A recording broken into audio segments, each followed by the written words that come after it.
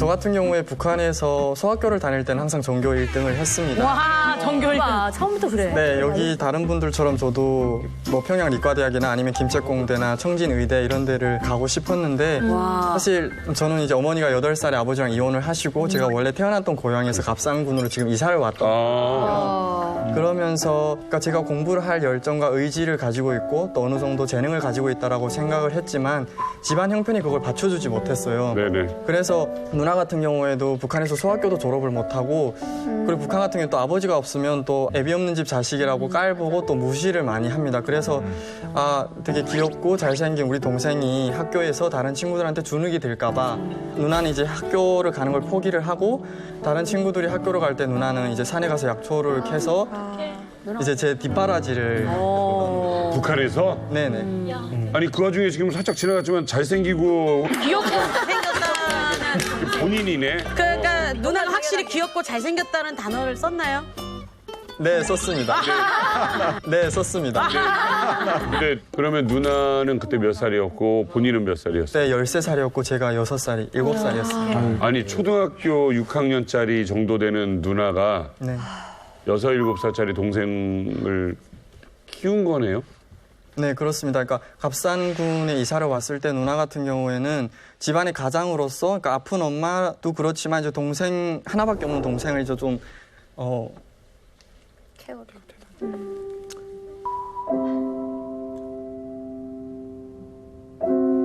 그러니까 학교에서 남부럽지 않게 좀 공부를 시키겠다라는 그런 마음이 굉장히 많았고 그렇기 때문에 누나랑 이제 그 동급인 친구들이 다 책가방을 메고 학교를 갈 때 누나는 사실 배낭을 메고 이제 배낭에 호미를 넣고 사실 약초 캐러 갔거든요.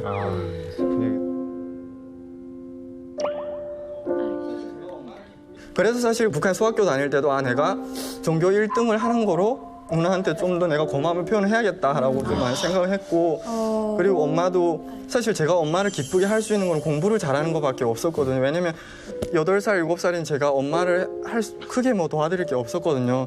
그래서 사실 누나한테 굉장히 또 미안하고 또 고마운 마음이 있습니다. 북한은 성적을 이렇게 공개합니까? 북한 같은 경우에 시험이 끝나면은 그 전체 학년 이 모든 성적을 이제 게시판에 1등부터 꼴등까지 붙이거든요. 그렇기 때문에 항상 제 이름이 1, 2, 3등 안에는 무조건 있어야 됐고 왜냐면 그 이상 떨어지면은 이제 소위 말해서 뭐理과대학이나 아니면 김책공대를 학교에서 한두 명 정도를 추천을 하거든요. 사실 제가 다닌 학교는 그렇게 유명하지 않았기 때문에 정말 잘하는 학생만 뽑아가기 때문에 그리고 심지어 그 김정은이 정권을 잡으면서 6.6절, 북한의 6.6절이라고 조선소년단 창립절에 조선소년단은 1946년 6월 6일 위대한 김일성 대원수님께서 창립하여 주신 대중적인 소년 조직입니다. 조선소년단원들은 해마다 6월 6일을 의있고 뜻깊게 맞이하고 있습니다. 평양으로 학생을 이제 공부 잘하는 학생을 뽑아서 데려가거든요. 그때도 사실 제가 1순위로 후보에 들었지만 사실 그걸 가려면 돈이 굉장히 많이 필요했고 제 대신 간 친구가 2등하는 친구는 걔는 대지까지 잡았었거든요.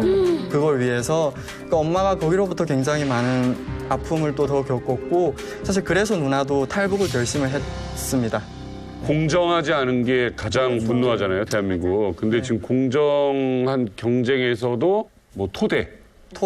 아버지가 돈. 있는지 없는지 네. 그리고 말이 안 되죠. 제가 아무리 열심히 노력을 해도 객관적으로 1등을 해도 저보다 못한 친구 내가 봐도 나보다 훨씬 못하는 친구가 올라가는 걸 보면 참을 수가 없었죠. 그치.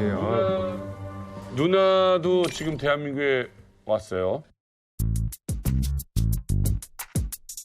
누나는 지금 성신여자대학교 간호학과 4학년 마지막 학기를 보내고 있고요. 지금 취업 준비를 하고 있습니다. 서울대학교도 사실 전국 1등들이 모여있는 곳이잖아요. 네. 근데 광명 씨 그 북한에서 북한 외고 다니면서 네. 계속 1등 했잖아요. 네. 그러면 북한에 있었다면은 김일성 종합대학에 당연히 가는 저도 일단 고려는 했었죠. 당연히 갔을지는 모르겠지만은 고려는 했었는데 저희 어머니가 이제 먼저 중국으로 가셨어요. 가셔가지고 그러니까 저보다 한 3년 먼저 가셨는데 그러다 보니까 뭐 김일성 되고 뭐고 일단 대학교를 못 가게 생겼잖아요. 왜냐하면 이제 북한에서는 이제 그런 계층이나 이제 주시 성분이 중요하기 때문에 그래서 사실 저는 되게 열심히 했는데 하면서 좀 공부하면서 왜 이렇게 맨날 잘하고 뭐 이렇게 막 열심히 하는데 평생 내가 외국인이랑 말해볼 일이 있을까? 뭐 이런 생각을 계속 했었거든요. 그래가지고 어머니 가신 다음에는 사실 대학교는 아예 생각도 안 했었죠. 이제 내 인생은 이제 망했구나. 어떡하지? 뭐 이런 생각 많이 하고. 아니 근데 광명 씨가 탈북하신 게 아니고 부모님이 이제 어머니가 탈북하신 건데도 그래요? 왜냐면 북한 같은 경우는 국가에서 어떻게 보면 교육을 시키잖아요. 시키는 이유가 이제 국가를 위해서 뭐 일할 수 있는 인재들을 키우는 건데 이 사람 정신 상태가 기본적으로 제대로 돼 있어야 나중에 이제 국가가 도움을 받으니까. 맞아요. 그래가지고 제가 이제 학교에서 생활통화 할 때마다 선생님들이 뭐 저를 집어서 이제 호상 비판이라고 하거든요. 저를 막 시키고 그리고 선생님들이 원래 좀 예뻐했었는데 언제부터 좀 이렇게 거리 두고 막 그러더라고요. 한 번은 이제 학교 다닐 때 한 3학년 때 15살 때쯤에 이제 공개 총살 보러 간 적이 있었거든요. 그러면 지금부터 각종 범죄와 이 사회적 행위를 한 자들의 자료를 분노하겠습니다. 남서동과 함께하라. 남선로의 75목을 일본이 기업계에 입력하여 주장하는 범죄를 감행하다 적발되었습니다.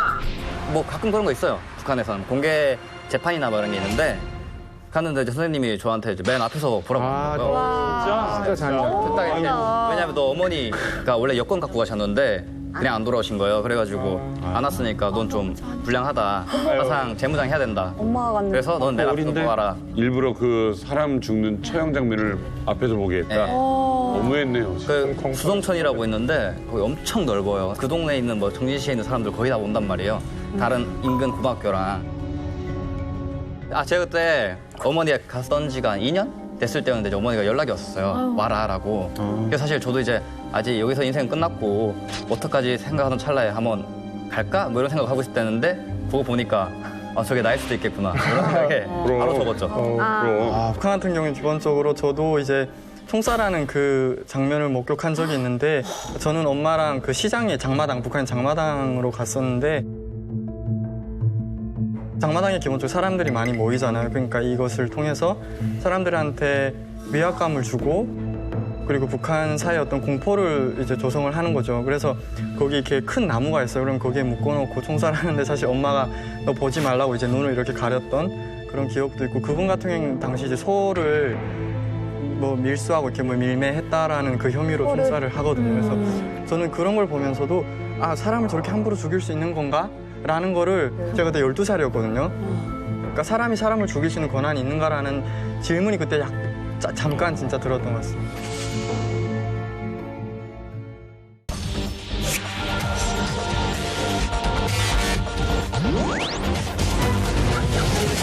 벤치 앉아서 생각하다가 깜빡 잠이 들었던 거죠 또.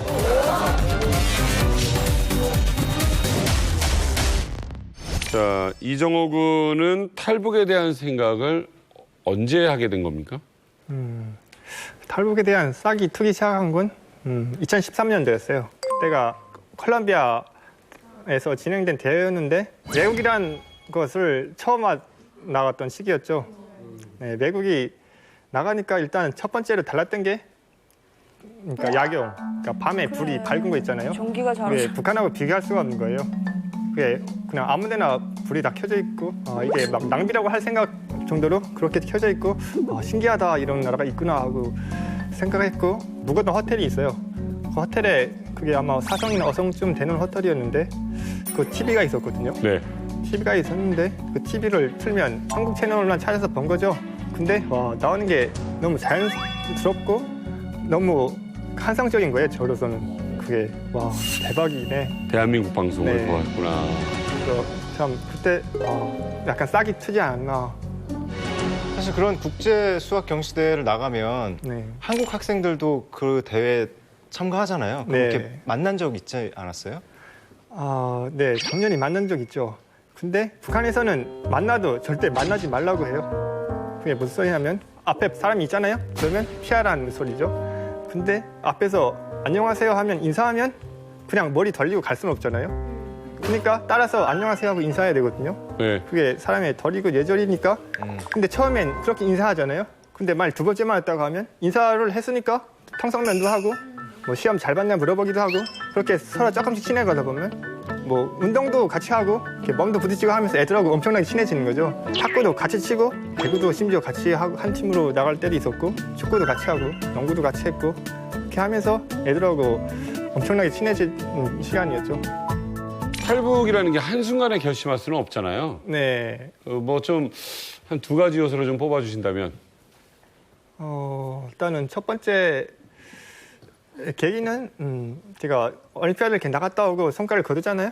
그랬는데 중앙당에서 약간 컬 같은 게 들어온 거죠. 그 국방대학이라는 대학을 대거 간 거예요. 그래서 갑자기 불안한 거죠. 나도 가야 되나 하고 약간. 사실 국방 영재들 데려가 대학으로 버리는 말하면 거야. 핵이나 무기 그런 거 약간 기반으로 하는 대학이니까 저로서는 불안할 수밖에 없었고 이게 저마저마하기도 했죠. 좀. 국방대학을 가면 네. 좋은 거 아니에요? 북에서? 북에서는 좀 안정된 직장이라든가 이런 거 아닙니까? 일반적인 네, 생각에. 그렇죠. 간부가 된다든가. 제가 어릴 때 꿈이 사실 국방위원장이 되는 거였어요. 시대에 국방위원장 동지께서는 뭐 엄청 많이 나오고 하니까 저 사람 대단한가 보다. 그럼 나 우리 저 사람 대통령 될래. 원하는 약간 그 사람이 될래. 그렇게 했는데 그래서. 나중에 알게 됐지만 네. 국방위원장은 저는 성이 심지어 이씨잖아요. 김씨도 아니고 김씨만 가능한 거였죠. 네. 왕조니까. 네. 근데 그렇게 그 탈북이라는 생각을 해왔을 거잖아요. 야, 그때쯤 돼서 이런 생각이 들 때였는데 이거를 네. 정말로 하게 된 계기라고 할 게 있을까요? 네, 두 번째 계기가 있죠. 올림피아드를 계속 나왔으면 그 처음엔 운상을 탔거든요. 다음에 금상을 타야지 하고 북한에 돌아가서 열심히 노력했죠. 근데 2014년도 나와 보니까 같은 운상을 받았네 하고 약간 그런 생각 그냥 그럴 수도 있겠다 하고 다음에 떠나왔던 거죠. 그래서 2015년도 나와서 봤는데 그때도 운상이네. 내가 발전이 없나? 그러면 발전이 없다는 건 공부를 아무리 잘 시켰다고 해도 뭐 내가 엄청 열심히 했다고 해도 나의 잘못만 아닐 거잖아요. 3번 연속이면. 그래서 약간 그런 원문을 풀었고 근데 세 번째 대회가 마침 태국이었어요. 네, 태국이었는데 태국 뭐 여기 다 태국 대부분 거쳐 왔잖아요. 그럼 태국이면 내가 마음만 먹으면 그냥 바로 가능하네.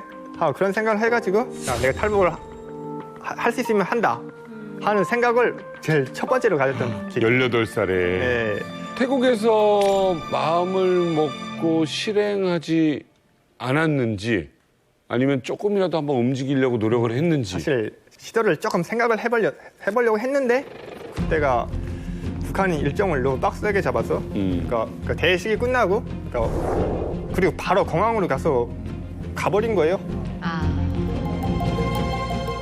사실 그 태국에서 탈북을 못하고 북한 돌아갔잖아요. 네. 그러면 가서 계속 탈북 생각을 했을 것 같아요. 네, 머리에서 그 순간부터 그때 상황이 계속 생각나고 탈북 약간 그런 게 내가 갈 수 있다 약간 그런 생각이 계속 났었어요. 그냥 매일매일. 야. 그럼 그 다음 대회를 준비했군요. 네. 그 다음 대회는 어디였어요? 다음 때가 홍콩이죠, 바로. 야. 바로 홍콩이 눈앞에 있으니. 홍콩 대회 성적은 그러면 본인이 만족할 성적이 나왔나요? 저는 만족을 못했죠. 제가 생각하기에는 저는 다 풀 수 있다고 생각했는데 거기서 문제를 생각하면 그게 제가 못 풀 문제가 아니었어요, 사실은. 근데 무슨 생각인지 두 문제나 못 풀었거든요. 탈북 생각했어요. 그래서 메달을 못 땄어요? 아니요.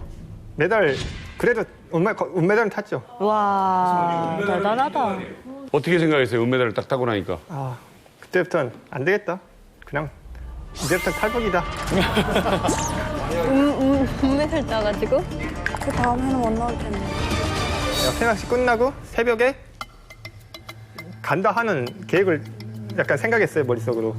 근데 탈북하면서 폐막식까지 다 하고 탈북하자라고. 네, 새벽에 제가 갈 생각을 했었다고 했잖아요. 그래서 새벽까지 눈 뜨고 이렇게 하고 새벽에 대라 하고 기다리는데 그냥 깜빡하고 잠들었어요. 아니야, 어떡해. 일어나 보니까 아침이네. 날이 밝았다. 어머, 어떡해. 탈북 실패인가 하고 그냥 그렇게 알고 탈북 실패네 하고 저도 짐 싸다 보는데 예. 다 조용하고요. 누구도 내 방에 안 오고 그래서 조용한가 하고 일단 상황을 쑥쑥 이렇게 머리 살피다 보니까 이게 찬스인 것 같았어요, 제 생각에. 각자 각방을 쓰고 있었어요. 아니요. 심지어 각방이 아니고 2명이 있었어요. 제 룸메이트가 있었어요. 근데 그냥 룸메이트를 속인 거죠 완전히. 일단 기회라고 생각했잖아요. 기회라고 생각했으니까 그걸 실천하기 위해서 일단은 물건 챙길 거 먼저 챙기고 챙길 게 필수품이 일단은 해니까 돈이 필수인 거죠. 돈 챙기고 물병 챙기고 여권. 네, 물은 어디 가서나 필수잖아요. 네, 그리고 나 물 먹으러 간다 하고 물병 있는데 물병 있으니까 물 뜯어간 약간 그 비슷한 느낌으로 러비에 나와가지고 물을 받고 일단은 물도 마시고 하다가 누구도 없나 하고 주위 보니까 아 애들이 집사를 바쁘구나 하고 이제 간다 진짜 간다 하고 엘리베이터 탄 거예요. 엘리베이터 타고 그냥 그때부터 탈북의 시작인 거죠. 근데 진짜 듣는데 무슨 약간 첩보 영화 보는 것처럼. 근데 전 몇 가지 궁금한 게 있는데 보통 친한 친구들한테는 이야기한단 말이죠. 이게 뭐가 됐거나 그 나이 때는 나 근데 이럴 것 같아, 뭐 저럴 것 같아. 그런 거 한 번도 없었어요? 심지어 부모님한테도 내가 어떤 생각을 가졌다, 탈북할 것이다. 약간 그런 힌트 자체를 안 줬어요. 대단하다. 그래서 이 스토리를 지금 그 다음에 어떻게 됐어요? 지금 엘리베이터를 탔어. 어디로 가는 거예요? 네, 좀 물 좀 먹고 얘기할게요.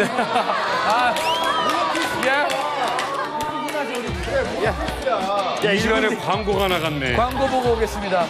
야. 일단은 제가 뭐 탈북 계획했으니까 미리 길을 좀 몇 개 받았을 거잖아요. 네. 아, 어쩌고 나갈 것이다. 약간 머릿속에 그 생각이 있었는데 그래서 그 길을 따라서 올라간 거죠. 올라가서 쭉 돌아서 한 30분쯤 걸어가지고 보니까 제가 원래 갔던 그 기숙사 원위치로 온 거예요. 그래서 뭐지 하고 그때 소름 돋았던 거죠. 어머. 내가 호텔 정문으로 나가서 그냥 산책인 거죠. 엄마, 어떡해. 한 바퀴 돌아왔는데 지그락에 다시 들어가서 잠깐 산책 좀 하고 왔다고 말할까 하고 생각하다가 혹시 뭐 치자고 막 때리고 할 것 같아서 아니다 그냥 가자 하고 그냥 다시 시도해가지고 3번 해서 3번 그렇게 돌아가지고 네. 3바퀴를 돌았다고? 네 그걸 3번이나 돌아 3번 정도 더니까 그 머리 좋은데 왜 그래? 네.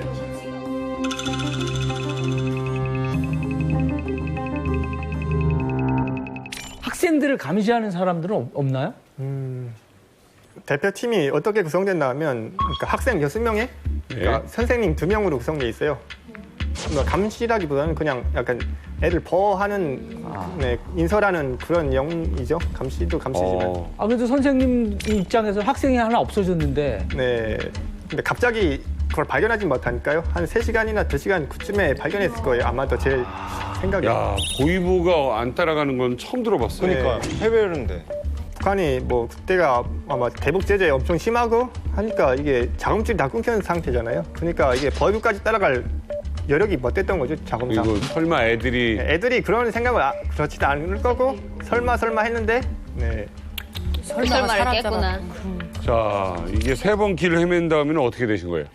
제가 제일 생각했던 건 이 각에 대해서 대충 멀어지고 싶었던 그 생각이 있었어요. 근데 멀어지겠다 하면 그냥 그 길 따라서 아무 생각 없이 그냥 간 거죠. 2시간 정도 가니까 그 예변 해안가 마을이 하나 있더라고요. 해안가 마을 도착했는데 그때부터 제가 가고 싶지 않은 거예요.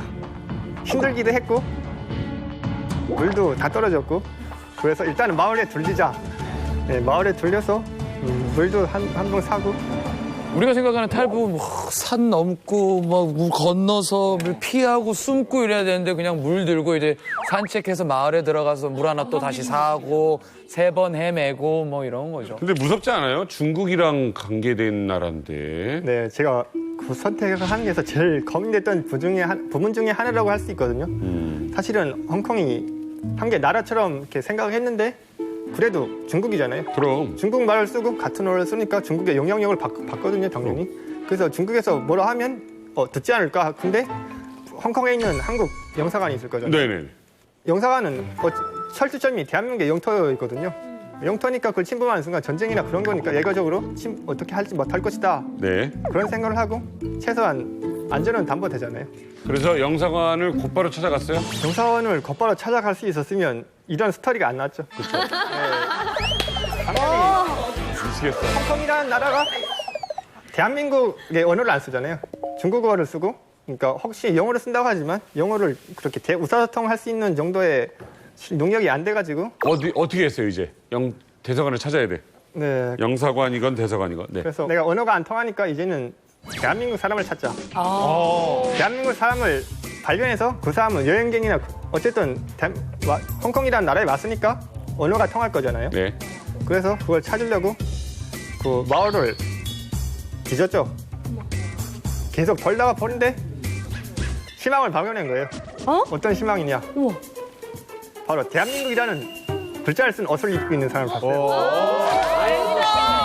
근데 그게 한국 사람이 아니었던 거죠. 그죠? 제가 한국 사람 안 입어. 가서 한국 사람이냐 물어봤더니 그 사람 저 한참 보더니 영어로 뭐라 말해요. 그래서 아니네 하고 그래가지고 아니라고 그래요? 네, 그래서 이 마을에 없는가 보다 생각했죠. 네. 관광지가 아니야. 네, 이 마을은 아니다. 제가 생각했던 케이스 중에 이건 아니다 하고 X를 친 거죠, 일단은. 네. 그리고 두 번째 케이스가 일단은 경찰서를 찾아라. 이제는 내가 건건이옥의 힘을 받아가지고 탈북을 하는 방식이 생각했거든요. 네. 그래서 경찰서를 또 찾았어요. 네. 근데 제가 이 맵이 없는 상태에서 경찰서를 찾을 수가 없더라고요. 그래서 경찰서 찾아봤자 바다에서 발을 잡기네 하고 뭐 찾고 근데 심지어 경찰도 안 보였어요. 그 신기한 나라에서. 마지막 희망이 한국 사람을 찾는 것밖에 없었어요. 진짜. 네. 근데 그래서 그 마을이 없다고 했잖아요. 그러면 그 마을을 떠나야 돼요. 이제. 그렇죠. 그 마을을 떠나서 어디로 갈 것인가. 그러다가 벤치에 앉아서 생각하다가 깜빡 잠이 들었던 거죠. 또. 이게 잘 때냐? 이게 지금 잘 때야?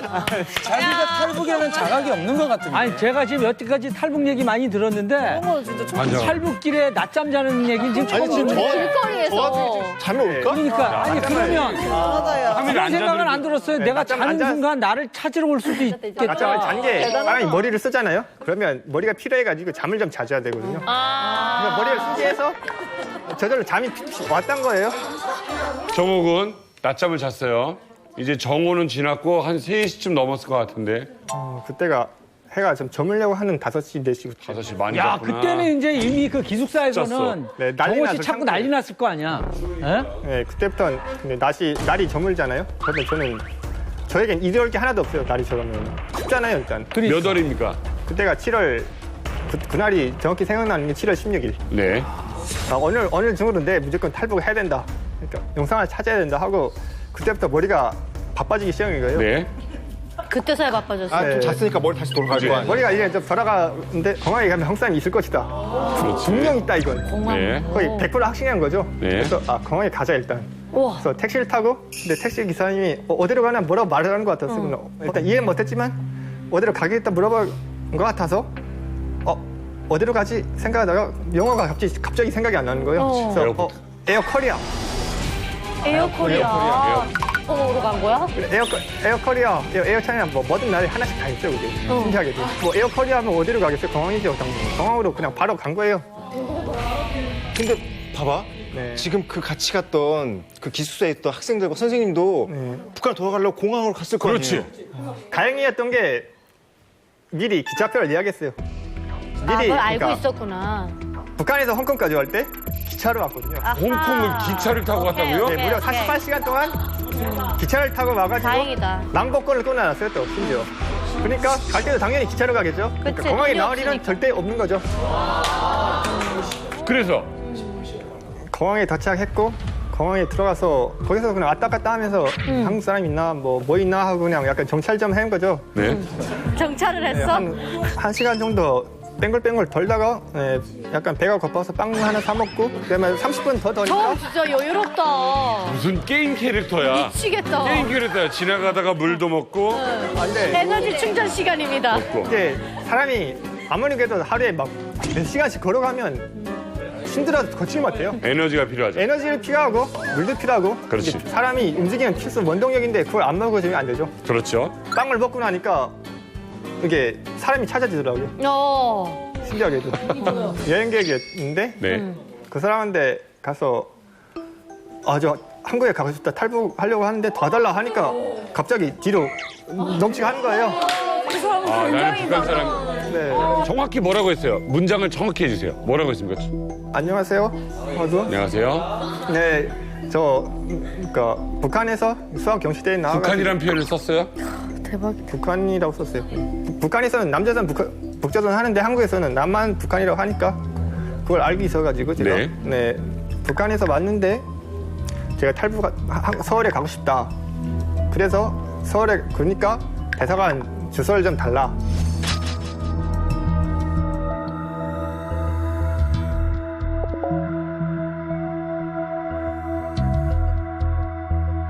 기다리고 한 5분 정도 지나니까 전화가 다시 오는 거예요. 네. 영사관 연락할 테니까 전화해라 하고 영사관에서 전화 와서 전화를 통화해가지고 영사관 주소를 직접 받아가지고 다시 택시를 타서 어머나.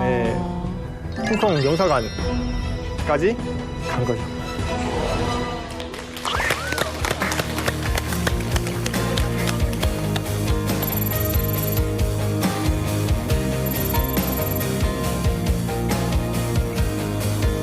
택시에서 딱 내려서 그 영사관 직원 딱 봤을 때 그때 기분이 어땠어요? 일단은 안도의 한숨을 내쉬고 이제는 내가 그렇게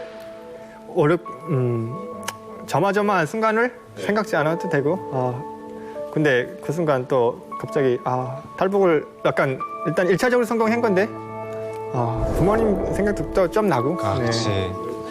이제 일단 영사관에서 이제 보호 조치를 받으면서 이제 그게 보도가 나갔잖아요, 세계적으로. 이제 저희들도 그때 그 보도를 봤는데 그럼 북한에서는 그게 언제 알게 된 걸까요?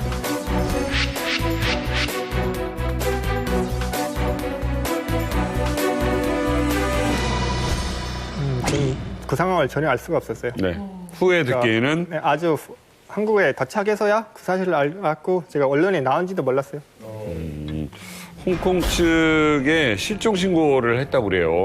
그래서 홍콩 측에서는 뭐 북한에 알려줄 수가 없었나요? 그러니까 일단은 북한에서 실종 신고를 했잖아요. 그러면 외교문제상 홍콩 정부는 나의 행방을 알아봐 줄 의무가 있거든요.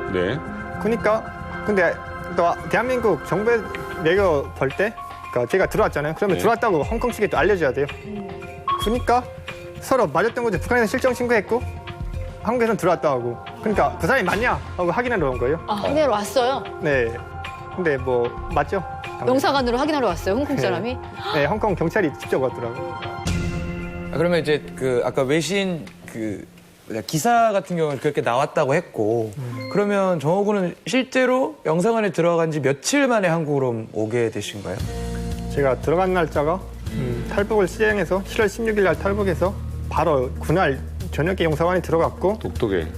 7월 16일 날이고 한국에 도착한 날짜는 9월 14일.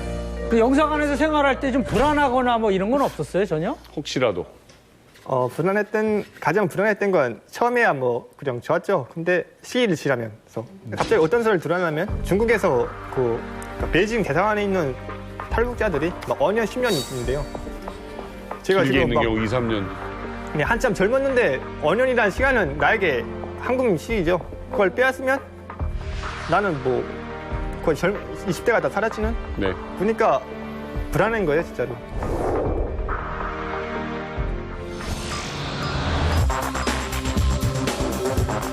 내가 엄청 열심히 했다고 해도 나이 젊으면 아닐 거잖아요. 이제부터는 탈북이다. 무려 12년이라는 세월 동안 전 국민을 감쪽같이 속여버린 사람이 있었는데요. 자, 제가 그분을 소개를 해드리겠습니다. 그분의 이름은 무하마드 깐수. 아버지는 선교사 출신 필리핀인, 어머니는 레바논인이었습니다. 그래서 무하마드 깐수가. 깐수가 된 거죠. 한국에 들어와요. 한국말을 하나도 모르는 상태에서 Y대학교의 어학당에 들어갑니다. 외국인이기 때문에. 그런데 불과 그 어학당에 입학한 지 5년 후에 우리말로 된 논문을 써서 박사학위를 뿐만 아니라 무려 12개 국어를 12개 할 수가 있어요. 영어, 중국어, 일본어, 아랍어 등등등. 그리고 또 사립대학교의 사학과 교수로서 재직을 하셨는데 수강 신청만 하면은 매진이 돼버립니다. 그리고 또 한국에서 16살 연하의 간호사 출신 부인을 만나가지고 결혼한 로맨티스트 겸 천재가 오늘의 주인공입니다. 썬킴 교수님이 굉장히 중요한 지적을 해주셨고 그에 못지않은 중요한 인물을 제가 지금 또 소개하겠습니다. 이름은 정수일. 중국 길림성에서 태어난 조선족입니다. 네. 조선족 최초로 베이징대의 아랍어 학과에 입학해서 우수한 성적으로 졸업을 합니다. 그리고 모로코 주재 중국 대사관에서 2등 서기관으로 근무한 엘리트 조선족이기도 합니다. 그런데 어느 날 갑자기 북한으로 귀화를 해버립니다. 그리고 북한 당국의 지령을 받아서 한국으로 몰래 넘어옵니다. 자, 태생부터 자라온 환경 그리고 과정 모든 게 다른 이 두 사람. 이 두 사람에게는 어떤 공통점이 하나가 있습니다. 젊었을 때 한인머리 진짜 아랍 사람 같아. 뛰면 정수희. 코스열 붙이면 깐수. 뛰면 정수희. 동일 인물이었나요? 그렇죠. 헤어라인. 아니 자, 이게요? 지금 놀래잖아요. 아예 다른 이 두 인물이 한 사람이란. 아, 이거 너무 놀라운데? 자, 이슬람 문화 한국 최고의 권위자이자 전문가면서 문명 교류사에 있어서 어떤 한 획을 그었다고 해도 모자람이 없는 깐수 교수가 간첩이라니 학교, 제자 그리고 학계에 큰 충격이었는데요. 당시 상황 보시겠습니다. 이게 있어요? 진짜?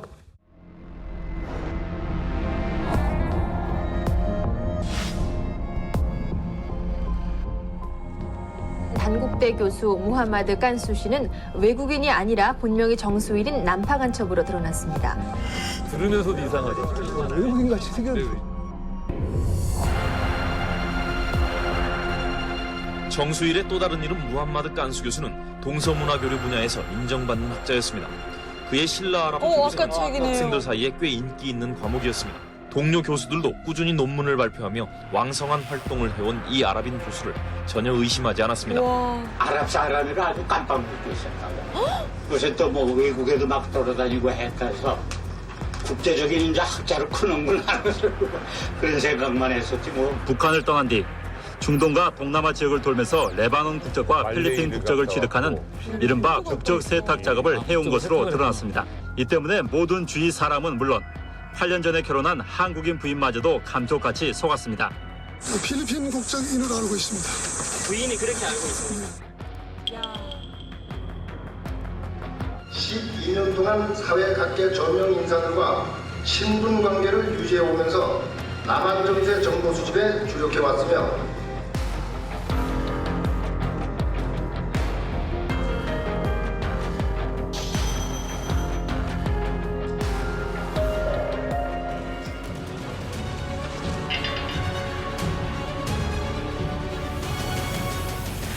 정수일 씨는 조선족 출신 중에서도 가장 뭔가 엘리트 취급을 받았던 그런 인재 중에 인재였고요. 그런 사람이 어떤 나의 조국은 중국이 아니라 조선이다라고 이제 당당히 소신을 밝히면서 1963년에 아내와 함께 북한으로 귀국을 하게 됩니다. 부푼 꿈을 가지고 북한에 들어왔어요. 근데 하필 타이밍이 안 좋았거든요. 왜? 북한이 당시 그때 반종파 투쟁 이러면서 중국에서 들어온 연합파인 거예요. 밀어내고 이제 순종주의를 강조하던 때였어요. 그때가. 그러다 보니까 뭐 중국에서 뭐 이렇게 했다지만 너는 어차피 우리와 다른 계열, 다른 파니까 평양 외국어대학 아랍어과 교수로 재직을 하게 되죠. 또 그런 재직을 하는 도중에 1963년 김일성을 방문한 그런 아랍 대표단의 어떤 통역을 맡기도 했었습니다. 김일성 통역은 어마어마한 그렇죠. 1호 통역. 저기 지금 이집트의 나세르 대통령이에요. 저 이집트에서 대통령이 왼쪽에 김일성 있네요. 또 당시는 북한에서 아랍어를 할 수 있는 사람이 그렇게 많지 않았기 때문에 이 깐수 씨야말로 당시 북한 내에서는 아랍어를 가장 잘하는 사람이었습니다. 그렇기 때문에 바로 이제 발탁이 됩니다. 이 아랍어과 교수가 어떻게 해서 간첩 일을 했을까? 이 정수일이 아랍어는 물론이고 외국 언어, 여러 가지 언어에 되게 능통했잖아요. 그리고 보시다시피 얼굴이 되게 이국적이에요. 이국적이다 보니까 중요한 그 조선 노동당 눈에 딱 띄게 된 것 같아요. 그리고 여기에 더 플러스 엄청난 인텔이잖아요, 이분이. 아랍어 교수로 재직하던 중에 간첩으로 발탁이 됐어요. 되고 나서 이 사람한테 4년 5개월 그 훈련을 시키고 이 사람을 한국에 보낸 거죠. 센스가 좋았다. 비운의 천재 정수일 그가 4년 5개월간의 혹독한 간첩 교육을 마친 뒤에 드디어 임무에 투입되는데요. 첫 번째 임무가 뭐였습니까? 정수일이 첫 번째 받은 임무는 레바논 국적을 취득할 것.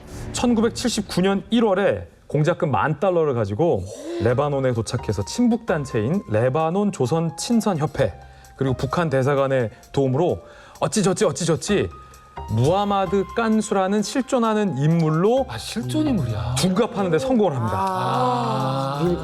그러니까 그 레바논 어딘가에는 무하마드 깐수가 살고 있었어. 깐수가 있는 거지. 그 실존 인물로 이 정 씨가 바꾸는 거예요.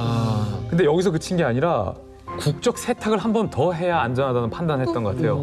아까 우리가 필리핀 여권 영상에서 봤잖아요. 말레이시아, 필리핀. 그렇죠. 결과적으로 필리핀 국적 세탁을 하는데 성공하는데 처음에 튀니지, 말레이시아, 호주, 파푸아 뉴기니까지 가요. 파푸아 뉴기니? 네, 인도네시아 등등을 다 문을 두드립니다. 우와. 신분 세탁을 하려고, 국적 세탁을 하려고. 근데 다 이제 실패로 끝나고 결국은 필리핀에서 가까스로 1983년 4월 필리핀의 국적을 취득한 후 필리핀 국적의 레바논인으로 한국에 들어오는데 성공을 하게 된 거죠.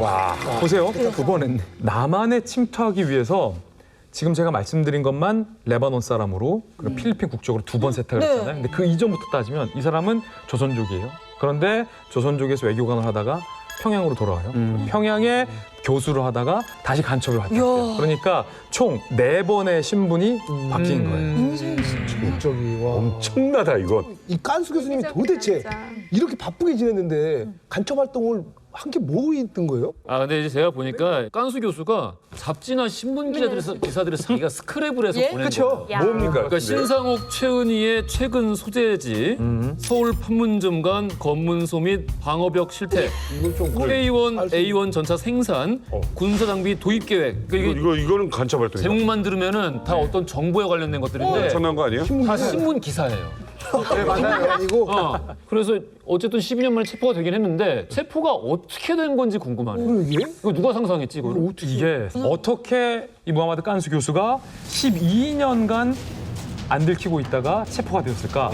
바로 팩스 때문에 검거가 됩니다. 팩스. 우리가 알고 있는 아니. 팩스?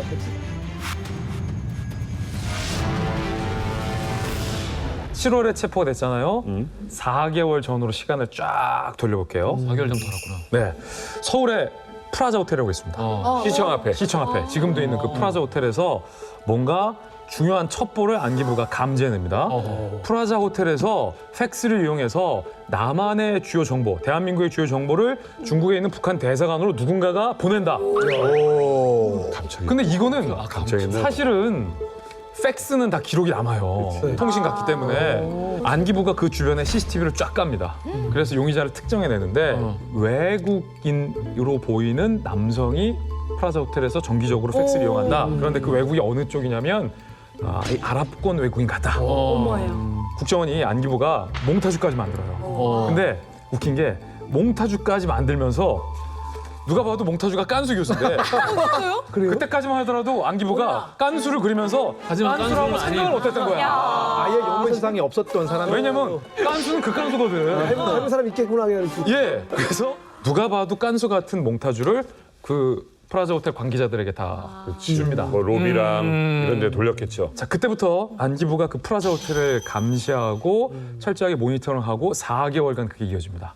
4개월 뒤 바로 7월 3일 낮 12시가 지난 시각 플라자 호텔 로비에 몽타주랑 똑같이 생긴 외국인이 호텔 로비로 들어와서 팩스를 사용해도 되겠냐고 물어봐요. 호텔 종업원이 딱 봤어. 호텔에서 쓱 꺼냈는데 너무 똑같아. 어떡해요. 이분이 오셨네. 이분이 오셨네. 이분이 오셨어. 왔어. 그러니까 호텔 종업원은 이분이 깐수 교수라는 건 몰랐는데 몽타주가 너무 이분이었어요. 똑같아. 그래서 호텔 직원이 여기서 순간적인 기지를 발휘합니다. 어떻게? 제가 지금 팩스가 고장나서 잠시만 기다리세요라고 가서 신고하는 거야. 안기부에 신고를 합니다. 몽타주랑 똑같은 남성이 팩스를 사용하러 왔습니다. 라고 해서 바로 붙잡힌 게 알고 봤더니 무하마드 깐수 교수였죠. 깐수라는 사실도 충격적이었는데 우리는 지금 알지만 깐수 교수가 지금까지 밝혔던 모든 것들이 다 가짜였다는 거예요. 그의 연구 실적만 빼고 바이오그래피 그의 본적, 뭐 예를 들어서 고향, 국적, 뭐 취미생활, 이름, 한국어 실력 만들어진 거구나. 다 가짜였고 그냥 팩트는 난파 간첩이었을 뿐이라는 사실이 사실은 안기부도 놀라고 전 대한민국 국민이 다 놀랄만한 그런 검거 사건이었죠. 뭐 어쨌거나 이제 한 나라의 정보를 빼돌린 거잖아요. 그렇죠. 그러면 간첩 신분이 들통난 후에 어떤 좀 처벌을 받았어요? 간첩으로 체포됐으니까 국가보안법 위반이고 무려 12년간 위장 간첩으로 대한민국의 정보들을 북한으로 직접 빼돌렸던 인물이기 때문에 사형? 그때 당시 사형을 구형했습니다. 그럴 수밖에 없었던 입장이기도 해요. 우리나라 정보 당국에서도. 12년 동안 했는데. 그런데 최종적으로 사형이 구형됐는데 형량이 징역 12년을 선고받는데 그칩니다. 근데 이게 참 아이러니한 게 이 깐수가 국내에서 12년간 간첩으로 활동했잖아요. 그렇죠. 근데 사형을 구형했지만 12년형 똑같이. 그러니까 12년. 그런 의미를 그때 재판부가 부여했는지는 잘 모르겠으나 이제 와서 제가 생각해 보면 12년간 간첩으로 생활했던 기간만큼 12년간 수감하면서 하루하루를 속죄하라 라는 의미로 굉장한 선처를 해준 거예요. 이례적인 선처. 그러니까 무기로 감형 정도가 보통인데. 그렇죠. 그래서 그때 재판부가 왜 선처를 이렇게 해줬는지에 대해서 세 가지 이유로 바뀝니다. 첫 번째, 다들 말씀하셨듯이 북한으로 열심히 나르긴 했는데 그다지 그걸 국가기밀로 볼 수 없다. 첫 번째. 두 번째, 간첩은 맞지만 국내에서 그간의 연구한 업적들이 너무 국내 학계 발전에 탁월하다. 기여를 했다. 세 번째, 전향 의사를 밝혔다. 전향 의사를 밝혔어요? 예, 결국에 전향 의사를 밝혔어요. 이 세 가지가 참작이 돼서 이걸 기소하는 우리 국정원이나 아니면 형량을 때리는 법원 입장에서도 다 이 사람은 좀 봐줘도 된다라는 공감대가 있었던 거죠. 공감대가 있습니다. 묘하다. 진짜. 이렇게 학문에 대한 열정도 많고 제재에 대한 사랑도 있고 나의 연구에 대한 애착도 있고 조국에 대한 사랑도 있는데 바로 이북에 남겨진 가족들 때문에 처음에는 전향을 하지 못했다고요. 그런데 한 사람 때문에 논문도 아니고 연구도 아니고 딱 한 사람 때문에 전향을 하기로 결심을 합니다. 아내.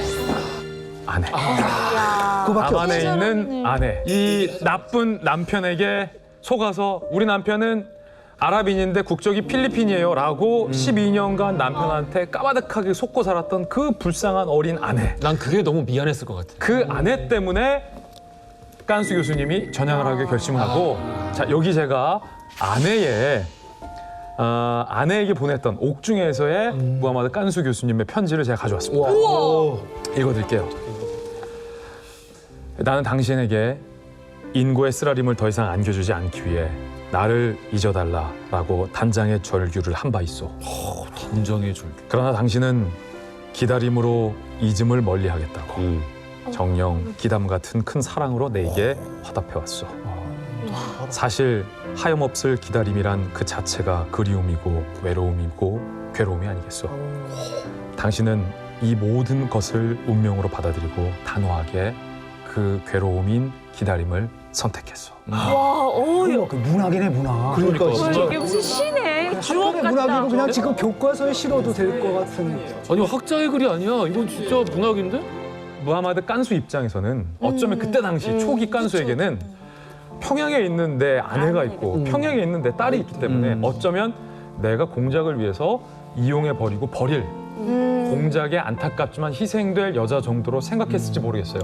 그런데 12년을 같이 살고 12년간 내가 철석같이 믿었던 남편이 처음부터 끝까지 날 모든 걸 속였다라는 아내의 배신감이 이루 말할 수 없을 텐데 그 아내가 지금 깐수 교수님의 편지처럼 기다림을 택합니다. 나만의 아내가 매달 2번씩 면회를 오고요. 편지를 보내고요. 지극한 옥바라지를 합니다. 여기에 어떤 남자가 무너져 내리지 않을 수 있겠습니까? 그 정성에 감동한 깐수 교수님이 96년 11월에 아내 때문에 전향서를 제출하고요. 사실 제가 오늘 촬영 전에 정수일 교수님의 사모님, 이 편지의 주인공인 만났어요? 사모님께 전화 통화를 직접 했습니다. 진짜세요? 네, 자택에 계신 교수님, 그 사모님에게 전화를 드렸고 제가 그 사모님에게 길게 안 묻고 이렇게 물어봤어요. 남편이 사모님을 철석같이 다 속였는데 어떻게 그런 기다림을 택할 수 있었는지. 미울 수도 있는데. 남편이 전향하게 된 이유가 학업 때문입니까? 아니면 제자 때문입니까? 연구 실적 때문입니까? 라고 하니까 사모님이 쑥스러운지 아무 말을 안 하는 거예요. 그래서 제가 물어봤어요. 사모님을 사랑해서죠? 라고 물어보니까 통화하는 뭐 한 10여 분 동안 가장 밝고 소녀 같은 목소리로 웃으시더니 그건 제가 잘 모르겠어요. 라고 말씀하시더라고요. 그게 정답인 거네. 그게 정답인 거죠.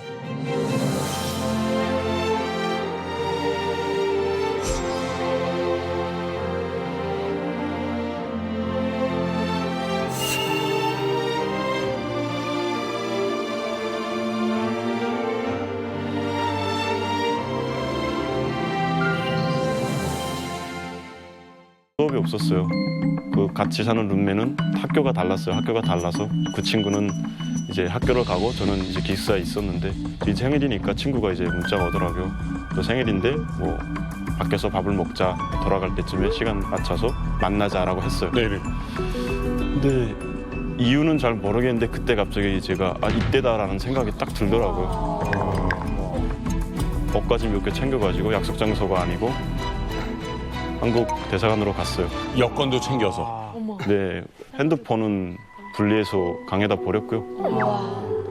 지하철을 타고 그렇게 한국 대사관 앞에까지 갔어요.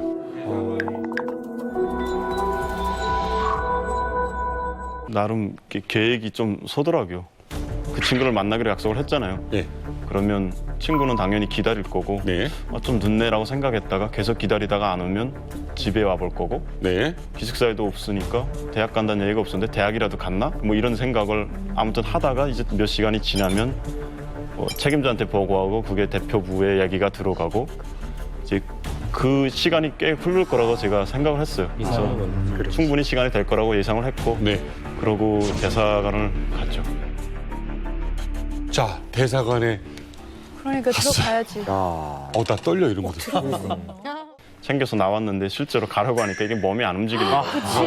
대사관 앞에까지 와서 아무 일 없는 것처럼 다시 쑥 지나서 갔어요. 하고 다시 돌아서서 또 지나갔어요. 그걸 한 10번을 반복하면서. 알 것 같아, 진짜. 그때가 슬슬 저녁역이 되었었는데 밝으니까 또 못 들어가겠는 거예요. 그러다가 좀 많이 어두워졌을 때 한번 지금 들어가 봐야겠다.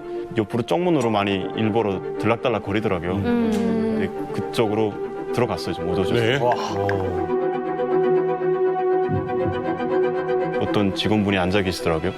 창구에 앉아 계시더라고요. 그래서 어떻게 하셨어요? 해서 왠지 또 사실은 탈북하러 왔는데 그게 또 들키는 게 싫은 거예요.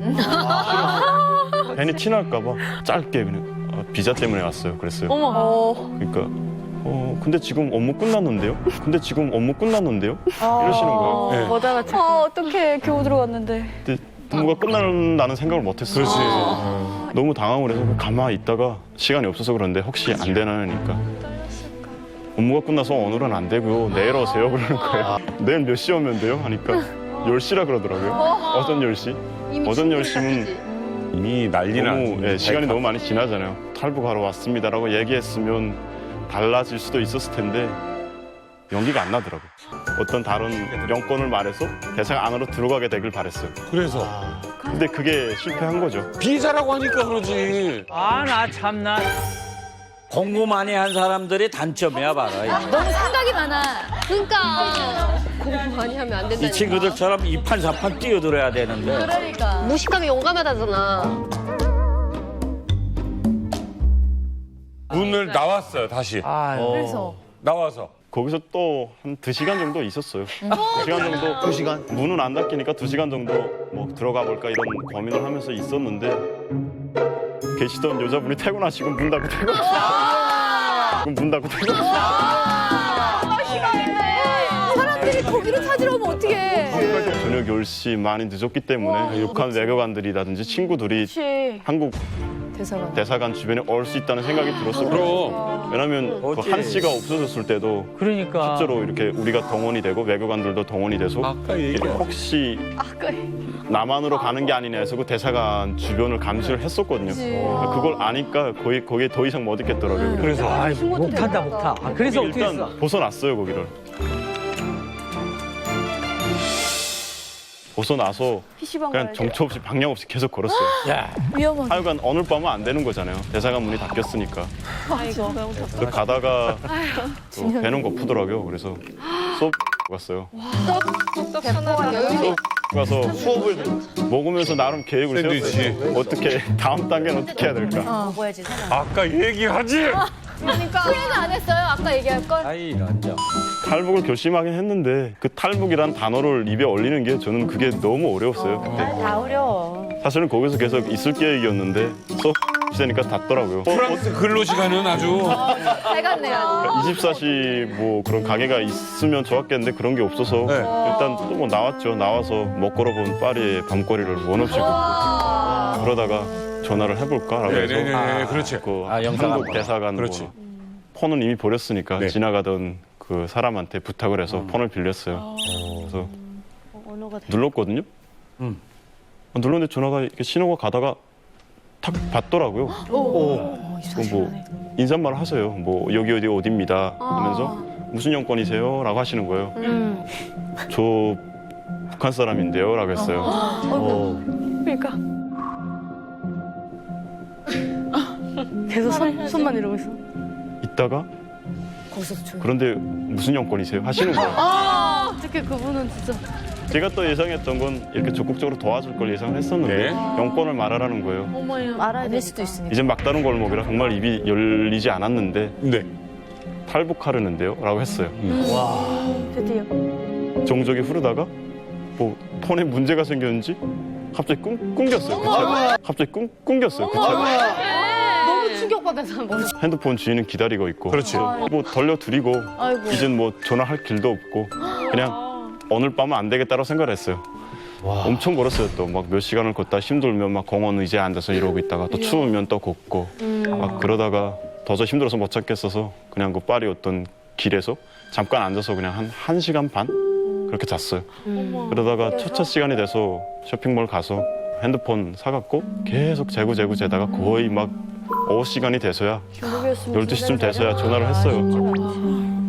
또 똑같은 목소리 멘트가 또 나오더라고요. 뭐 어디입니다. 뭐 말씀하시라고 하셔서 제가 근데 뭐 느끼셨는지 갑자기 혹시 어제 밤에 전화하셨던 분이세요? 그러시더라고요. 지금 탈북을 하시려는 거죠? 그래서 네. 그러니까 지금 어디 계시냐고 지금 안전하냐고 그래서 안전하다고 하니까 어디 계신지 알려드리면 찾아가겠다고 데리러 가겠다고 그래서 알려드리고 기다리는데 막 저쪽 길 코너에서 이제 양복 입은 분들이 한 3분 정도가 이제 나타나셔가지고 차를 탔어요. 차를 타서 그분들끼리 또 막 얘기를 하시더라고요. 오는데 뭐 다른 거 없었지? 뭐 그냥 들어가도 될까? 뭐 북한 애들 있는 거 아니야? 막 이런 식으로 막 얘기를 하시다가 무섭지. 그냥 자기들도 무섭지. 맞아. 그래가지고 한국 대사관 쪽으로 와서 거의 다 됐을 때 창가로 보이잖아요. 그러니까 이제 들어갈 때 자세를 낮춰서 안 보이게 하라고 하시더라고요. 그래서 낮춰서 대문이 열리고 들어갔어요. 대문 닫히니까 안심되지. 네 이제는 여기는 안전하니까 이제 안심하셔도 됩니다 그러시더라고요. 이제 됐어. 일단 들어가니까 조금 안심을 시키고 그다음에 탈북하고 싶으신 게 맞죠? 그래서 네 하니까. 근데 대한민국이 맞죠? 그러시더라고요. 왜냐면 유럽으로 하게 되면 탈북민이 저는 많아요. 생각을 안 했거든요. 저는 대한민국으로 갈 겁니다라고 하니까 지장을 거기서 찍었고 일이 되게 잘 풀린 것 같다고. 원래는 다음 날 오후에 갈 거라고 얘기를 했었는데 예매를 했대요. 그래서 오늘 저녁에 가면 된대요. 갑자기. 직행. 그럼 거기서 그냥 비행장을 갖고 거기서 인천공항까지 왔어요. 이렇게 쉽게 쉽게? 너무 쉬운데? 얘 어제 했으면 더 빨리 왔잖아. 그러니까. 공항에 들어가서 혹시라도 북한 쪽 인사들이 와서 날 잡으면 어떡하지, 보면 어떡하지란 그런 불안감은 없었어요? 잡힐 거란 불안감은 애초에 탈북을 결심할 때부터 그렇게 크진 않았어요. 왠지 잘 될 것 같다는 생각이 들었고 물론 여러 가지 문제는 많았는데 결국엔 한국 대사관에 들어갔고 그때부터는 정말 아무 생각이 안 들었어요. 근데 오실 때 우리나라 올 때까지 한 11시간, 2시간 11시간. 걸리잖아요. 그때 여러 가지 생각이 들었겠어요. 너무 안도감이 들어서 잤어요 그냥. 그러니까 원래는 어때요? 이게 비행기가 딱 타면 저희는 특별한 케이스인 게 저희는 전세기를 타고 480명 한꺼번에 오다 보니까 이게 과연 한국으로 가는 게 맞을까라는 그런 의심에 또 의심 안 해도 되는 거 자꾸 의심을 찾아서 하는 거예요. 야, 저거 승무원들이 뭐가 다 빨간 스카프를 들었냐? 저기 북한 아닐까? 막 이런 파란 거 같지 않다? 막 이러면서 저 승무원 복이 저 오른쪽 옷 색깔 비슷한 갈색에다가 이렇게 하나원이라는 데 갔어요? 네, 갔습니다. 가서 많은 탈북민을 봤을 거 아닙니까? 아, 네. 어떤 기분이었어요? 탈북민이 그렇게 많은지도 몰랐어요. 제가 갔는데 조사 받는 방에서 이렇게 휴식 시간에 내다 보니까 막 저기서 배구하고 계시고 엄청 많은 거 줄 맞춰서 이제 식사로 가시는데 엄청 많은 거예요. 인원이. 이렇게 거의 100명이 넘는 사람들이 매달 그렇게 들어온다. 매달? 네. 그 얘기를 들으니까 사실 그게 너무 쇼킹했어요. 저도 놀랐었는데. 용기를 내서 나오게 된 배경은 뭐세요? 제가 북한에 연락할 방법이 없어요. 부모님한테. 네. 근데 뭐 이렇게라도 제가 살아있던 거 혹시 뭐 알렸으면 좋겠다는 생각이 들어요.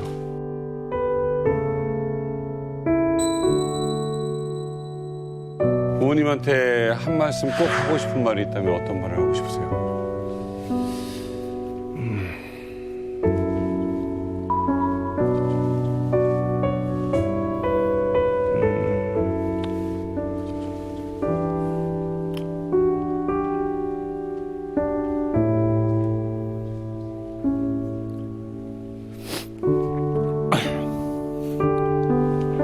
저는 항상 죄송하고요, 부모님한테.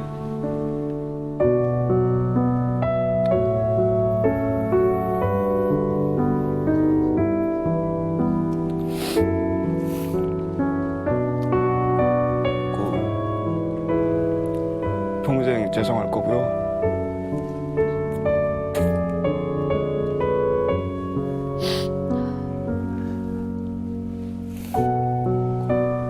혹시 다시 만날 때가 사람만 계시면 좋겠어요.